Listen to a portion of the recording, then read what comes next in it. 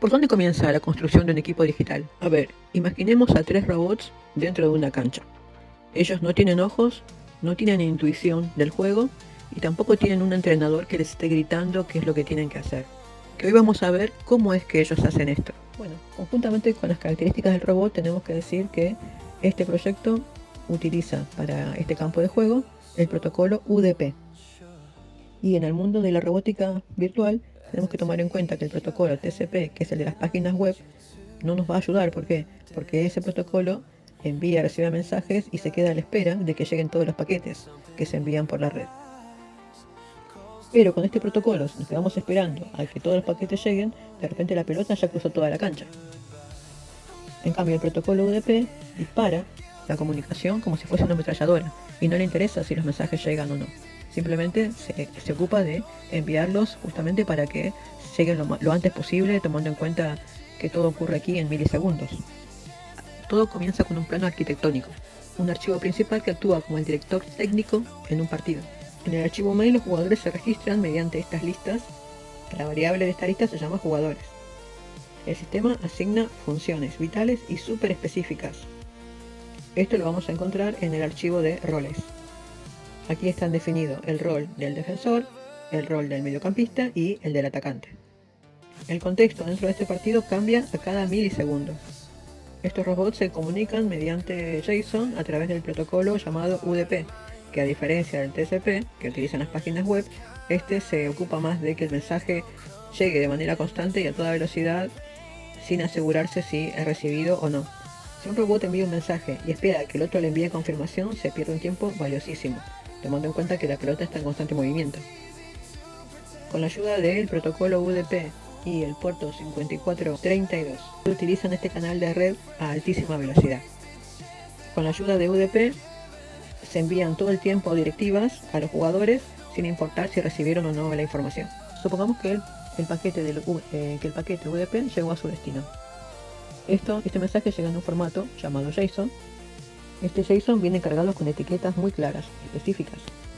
Por ejemplo, la posición de la pelota X es esta, o el arco se encuentra a tal distancia.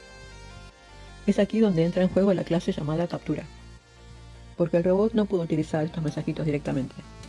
Necesita sí o sí un traductor. La clase captura toma ese JSON y hace transformaciones matemáticas. Por ejemplo, deduce en qué equipo se encuentra el robot, simplemente mirando la primera letra del nombre. Si el nombre comienza con B, sabe que es del equipo azul. Además, transforma la intensidad de la señal en algo físico, porque lo que nos dice el mensaje es que la fuerza de la señal de luz es de 80%, por ejemplo. Y la clase captura toma la intensidad de esta fuerza y la transforma matemáticamente en una distancia en metros, teniendo un límite estricto de 8 metros.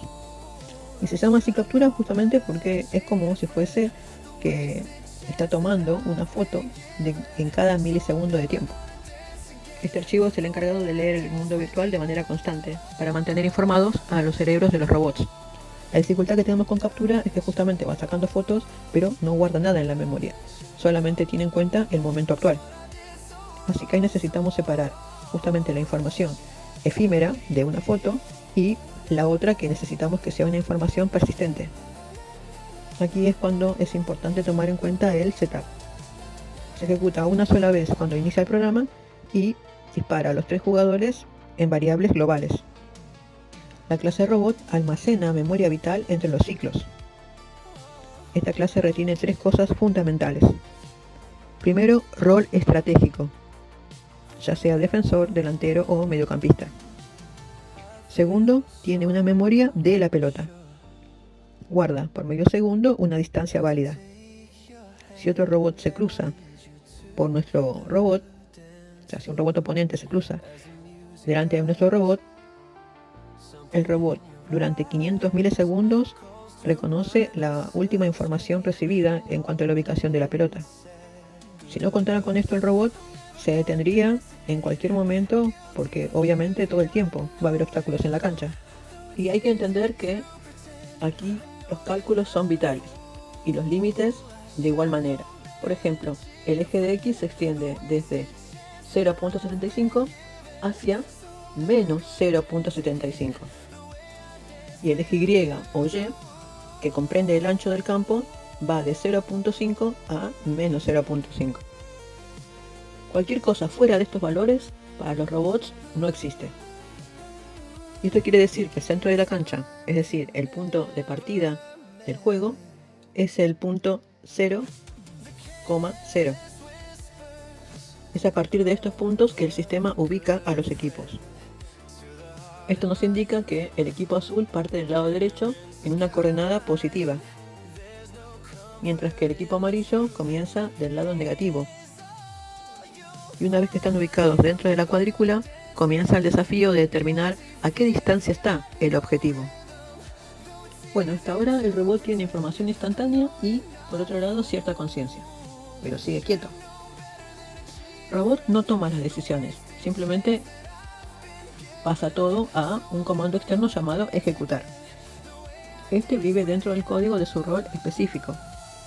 Si queremos cambiar los roles, simplemente tenemos que ir a la parte del setup y asignarle justamente a los 3 robots, por ejemplo, que los 3 van a ser delanteros.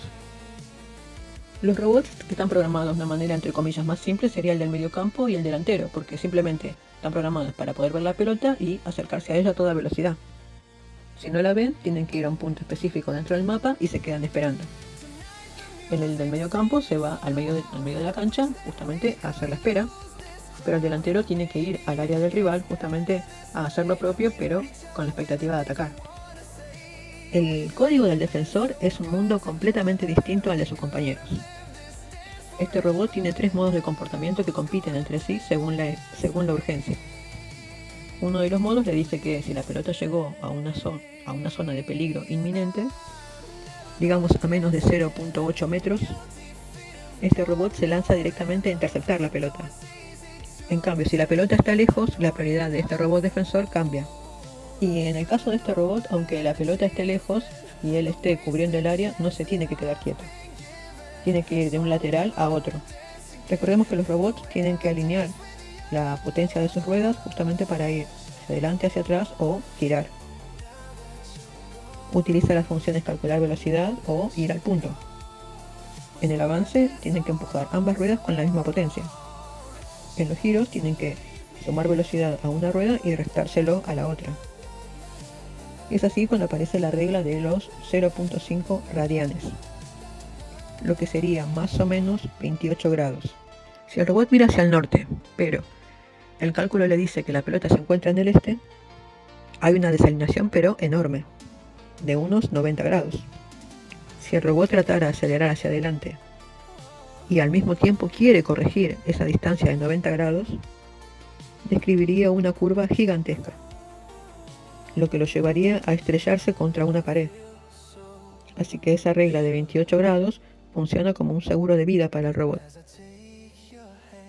Si el objetivo está demasiado lejos de la línea de visión frontal, el avance se reduce a 0 automáticamente. Así que el robot pivotea sobre su propio eje. Rota hasta que el objetivo llega a esa ventana de 28 grados. Y una vez que lo tiene en la mira, dispara el avance.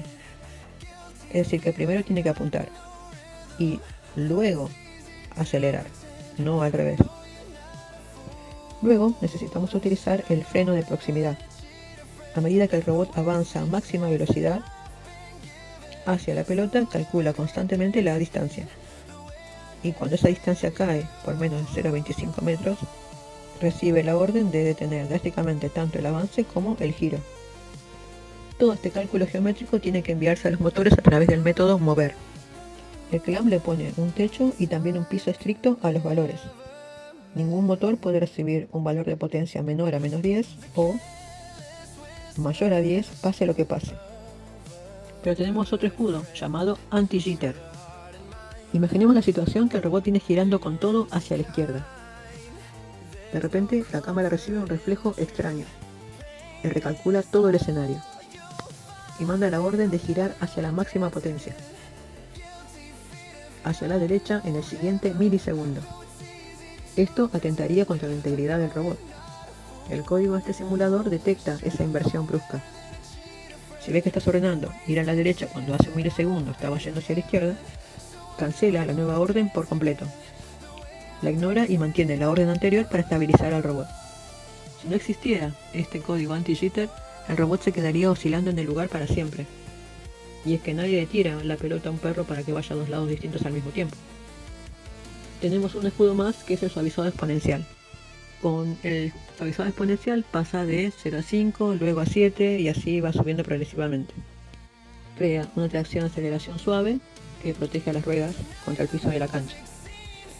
Entonces, a nivel individual, cada robot mantiene su estado, mantiene su estrategia, domina la física de su rueda para mantener la integridad, pero nos está faltando una cosa más entre estos individuos. ¿Qué pasaría si el robot estaría mirando hacia su propio arco? Pero la pelota la tiene a las espaldas. Para los sensores esa pelota no existe. Es así que los tres robots comparten un método que se llama compartir pelota. Construyen un mensaje JSON con sus propias coordenadas y donde ellos creen que está el balón, donde ellos creen que está la pelota, donde ellos creen que está la pelota y la arrojan a la red. Y el árbitro automático recibe los mensajes y hace de puente, transmitiendo la visión del robot al resto del equipo. Entonces el defensor que estaba mirando la pared, de repente recibe un mensaje del delantero que le dice: «¡Hey! La pelota está arriba en el área chica». Pero para que esto no sea un caos de mensajes que se emiten al mismo tiempo, contamos con una función maestra que va a consolidar los datos. La función se llama ver pelota. Esta función establece una jerarquía de la verdad absoluta. Cuando el robot requiere ubicar la pelota, primero consulta sus propios datos, pero si sus propios sensores no ven nada útil, pasa a revisar todos los mensajes de los aliados que tiene en la red. Y si ningún aliado, ningún integrante está viendo la pelota en ese instante, recién ahí, como último y desesperado recurso, apela a esa memoria que hablábamos al principio del medio segundo, esperando que en los próximos milisegundos alguien vuelva a hacer un contacto con la pelota. Pero asimilar datos de la red externa es muy peligroso. No se puede confiar en cualquier coordenada que aparece en la red. Por eso incorporamos sistemas de seguridad vitales. El primero es un filtro de identidad estricto. Supongamos que un integrante de otro equipo envía un mensaje y si nuestro robot del equipo azul, por ejemplo, no confirma quién envió ese mensaje, podría terminar yendo al propio arco creyendo que está atacando al oponente. Pero si el mensaje viene enviado por una letra del equipo contrario, lo descarta. Lo que hace el código es crear un triángulo imaginario constantemente. La diferencia entre la posición X del robot y la posición X de la pelota forma el cateto horizontal. A eso en programación lo llamamos dx. Y la diferencia en el eje Y o Y forma el cateto horizontal. Forma el cateto vertical llamado dy o dy. Así que la distancia que el robot debe recorrer no es otra cosa que la hipotenusa de este cálculo, de este triángulo rectángulo invisible. Y esto es lo que el robot percibe: una red de triángulos rectángulos que se encogen, se agrandan a medida que se va moviendo. Y tenemos que entender que esto ocurre decenas de veces por segundo. Y aquí es cuando Python debe meter esta fórmula milenaria en una función que nos sea útil para el proyecto, llamada math.ipo. Y al alimentar esta fórmula con dx y dy, nos devuelve la distancia casi instantáneamente. En este archivo vemos que el teorema de Pitágoras no es solamente una fórmula para acelerar, sino como un mecanismo de supervivencia cognitiva. Vamos a encontrar una regla lógica en el código que dice que si la distancia calculada hacia la pelota es mayor a 1.6 metros, simplemente la va a ignorar. Y para quienes hayamos participado en diferentes proyectos de robótica, sabemos que siempre hay ruido alrededor. ¿Qué es esto? Falsos datos. ¿Por qué? Por algún destello de luz, por algún error en la lectura de los sensores, por ejemplo, también. Y en este caso, si el sensor reporta una coordenada errada y sitúa a la pelota a 5 metros de distancia, el robot va a saber, gracias a las dimensiones límites que le pasamos de la cancha, que eso es físicamente imposible. De nada sirve saber que un objeto está a 0.22 metros si el robot arranca a toda velocidad pero en la dirección opuesta. Así que hace falta una brújula, una orientación espacial. Y esto nos lleva a la trigonometría angular, un terreno que de repente no es de todo grato, ¿verdad? Pensemos esto, si tomamos la medida del radio de un círculo y proyectamos esa misma línea recta, acomodándola sobre la curva del borde del círculo, el ángulo que se genera desde el centro hasta esos dos extremos es exactamente un radián. A este nivel necesitamos entender que la computadora no entiende de grados como nosotros. Ellas no utilizan un círculo de 360 grados. Ellas trabajan con radianes. Los radianes son el lenguaje natural de la geometría, a diferencia de los grados, que son un invento humano. Los radianes relacionan el ángulo directamente con el radio del círculo mediante el valor de pi. Y aquí es cuando entra en acción la función mad a tan 2. Y a esta función le pasamos como parámetros y y x para saber exactamente el ángulo hacia la pelota.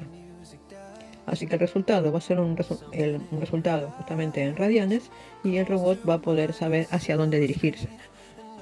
¿Es así, verdad? No, porque ese valor nos daría un ángulo global. Porque este valor sería la dirección de la pelota pero vista desde arriba. Como si estuviésemos viendo la pelota desde un dron en el techo del estadio. Recordemos que el robot está sobre el campo de juego, posicionado en un punto y está mirando justamente hacia donde le digan los cálculos. Y ahí es cuando encontramos el sentido al archivo captura, porque él está transmitiendo todo el tiempo su ubicación en el campo. Esto lo vamos a encontrar en la variable captura.rotation. Y esto se tiene que cruzar con el ángulo global para obtener el verdadero ángulo relativo. Es decir, lo que el robot realmente ve frente a él. El mapa global le dice que la pelota está hacia cierto ángulo al norte, por ejemplo. Pero si el robot ya está mirando hacia el norte y la resta le da 0, eso le diría que la pelota está justamente frente a él y que solo tiene que avanzar. Bueno, ¿tenemos algo más para ver? Sí, la normalización de los ángulos. Y a ellos hay que mantenerlos en un rango estricto, entre menos pi y pi. Sin la normalización, el robot va a perder la cabeza. Por ejemplo, si fuésemos en un vehículo y necesitamos girar, tendríamos que hacer cierto giro, un cuarto tal vez, hacia donde queramos girar, por ejemplo, hacia la derecha. Pero ¿qué pasaría si en lugar de darle la información de girar un cuarto, le decimos, bueno, da 3 vueltas y luego otro cuarto de vuelta más? Esto nos daría un error crítico en medio de la competencia. Si el software no normaliza los ángulos para encontrar el camino más corto posible, el robot trataría de ejecutar ese tiro o ese giro gigante de 3 vueltas. Comenzaría a girar sobre sí mismo como un perro que busca su cola. Perdería tiempo, perdería estabilidad y se nos va el partido. Así que la normalización nos viene a ayudar a lograr efectividad en estos giros, ya sea hacia la derecha o hacia la izquierda.